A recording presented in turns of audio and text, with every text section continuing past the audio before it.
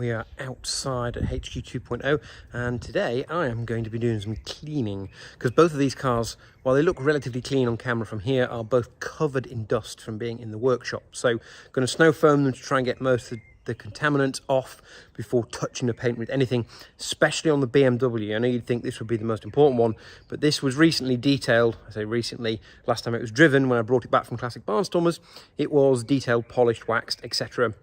So the paint on this is spot on, so I don't want to put any scratches in it. Unfortunately, the Bentley has been detailed in the past very badly, so it's full of swirls. So I'm oddly less fussed about this because it is going to have to go in and be done properly. The reason I want to clean these is both of these need to go into storage while we work on the roof over here. And as these two both have MOTs, they can be taxed and driven up to the storage unit, which is quite handy. Now, you will probably know by this point that I've already put 3 vehicles into storage and I only have 4 storage locations. So what we will probably do is put the Bentley into storage and bring the Rolls-Royce back because it is now at auction. So we're going to give that a clean as well at some point so that it's nice and fresh to go to its new owner. And then these are tucked out of the way. Hello, cat. Leave the car alone. And so yeah, now it's time to get the mighty snow foam out and clean the cars. I'm sort of hoping for the first time in ages that actually the sun is going to go in, because you're not really supposed to snow foam in bright sunlight. It's supposed to be sort of in shade, or at least when the sun's behind the cloud. So hopefully by the time I've got everything set up, the sun will have gone away a little bit and we can get on with snow foam in both of these cars.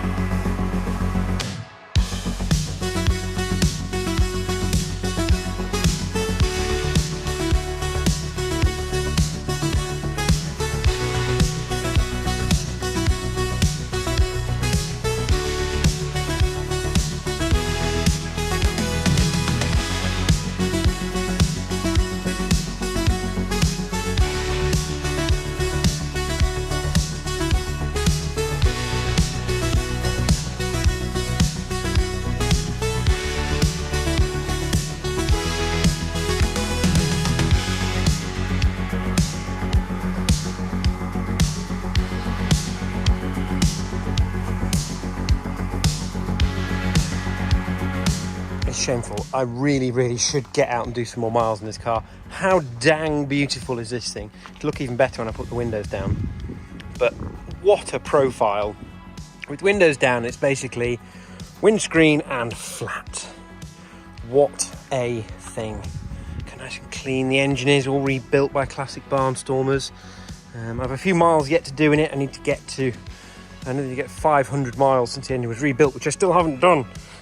So I'm going to put some road tax on this vehicle and I am going to take it for a drive because, well, sun's not out, but you know, it's blue sky, which is perfect. Right, we are fully windows down in the E30 and we're going nowhere because this moron didn't think to check the MOT. Now, I didn't collect this car from Classic Barnstormers until early June, I think it was. Might have even been late June. And so I thought loads of MOT left, but of course they had it MOT'd early to do some shakedown tests. They put a few hundred miles on it, did some more work on it, found some issues and things we sorted. And so the MOT ran out the 24th of April. It's currently the 23rd of May. So we are 1 day short of a month out of MOT. So the car is outside, the car is clean, the roof is down, and the car is running spectacularly well, and I can only move it around the driveway.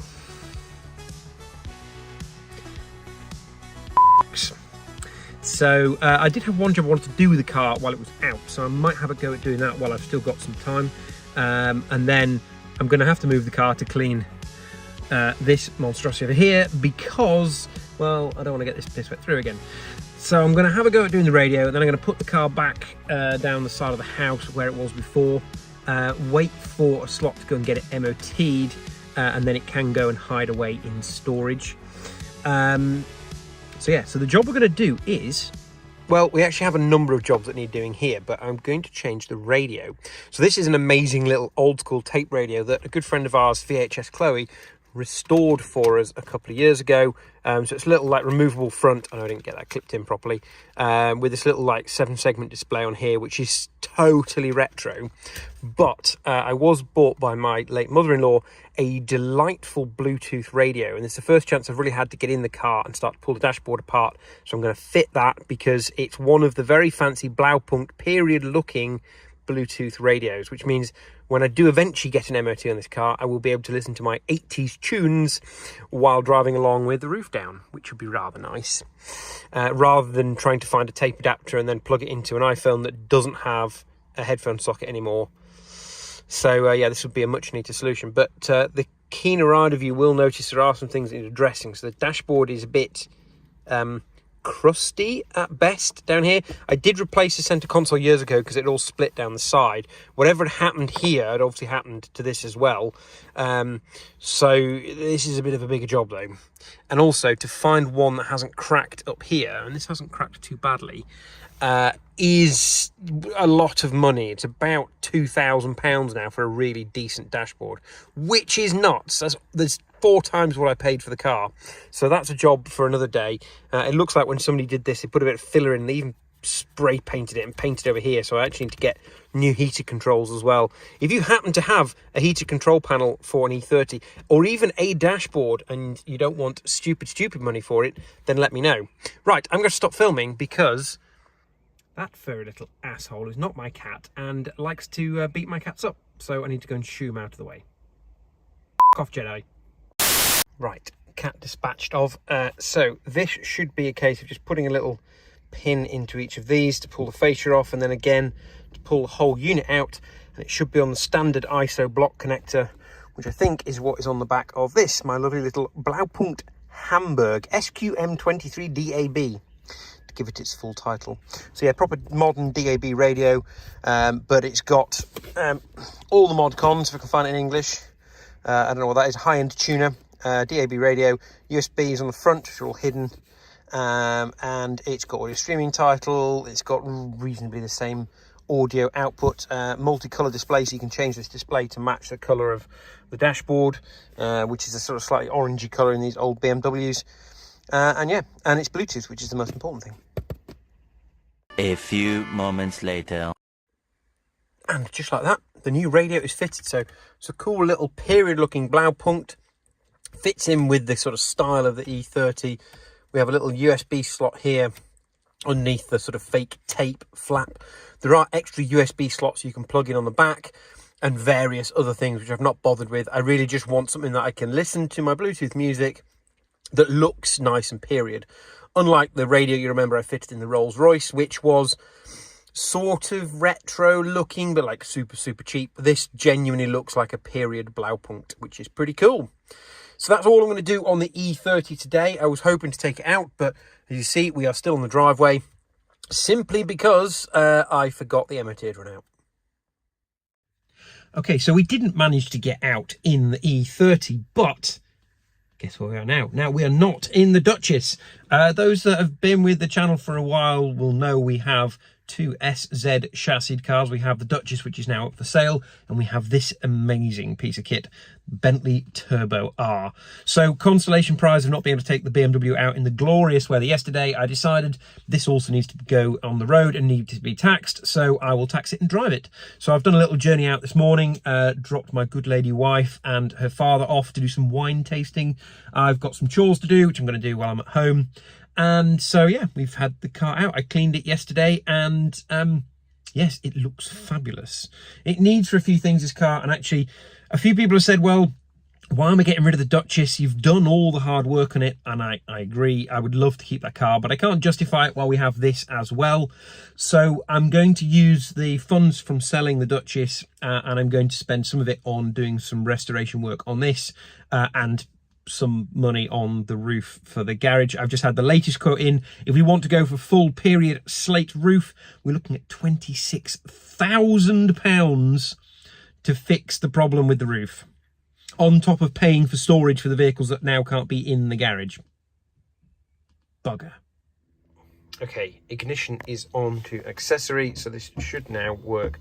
So it has this fandangly clever Kenwood touchscreen radio, which in the late 90s, which is I think when this was fitted, or early 2000s, when this unit was brand new, this was literally the coolest thing. But the screen is not great. You can't really see it unless it's quite a dull day. The touchscreen is an old capacitive touchscreen, so it's a little bit, I don't really know what it's doing at the moment or why it's on this function, but there we go. It is a little bit old school. It does have a DVD player though, which is really rather random. And various other incredible features that I'm never ever going to use. All I really want is a Bluetooth radio, and one that looks in keeping with the car, much like I've just fitted to the E30. So what I will probably do is take this unit out.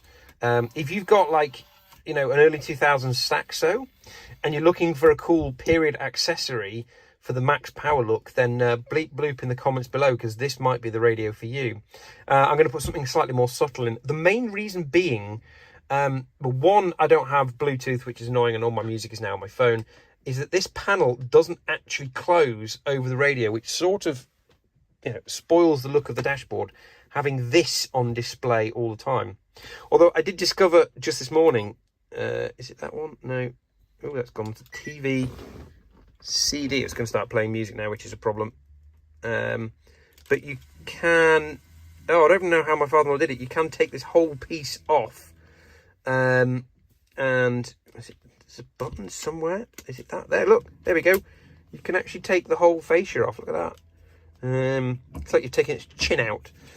So not quite as old as the radios that had a handle you used to pull out of the car. But yeah, the removable front radio, that means the radio is useless without this. It's very of a period, isn't it? I haven't seen a radio with a removable front for years.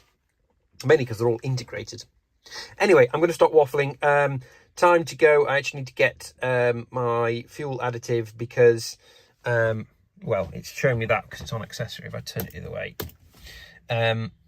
This car will pass literally anything. No, it's not going to show me that. It's going to show me all the warnings because the engine's not running. But just as I came in the driveway earlier, I got the fuel warning light because, yes, we don't have a lot of fuel left. So it will literally pass anything except the fuel station.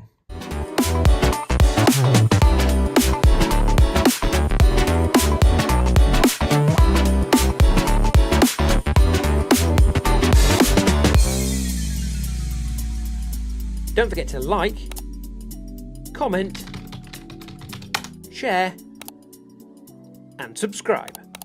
Thank you for watching.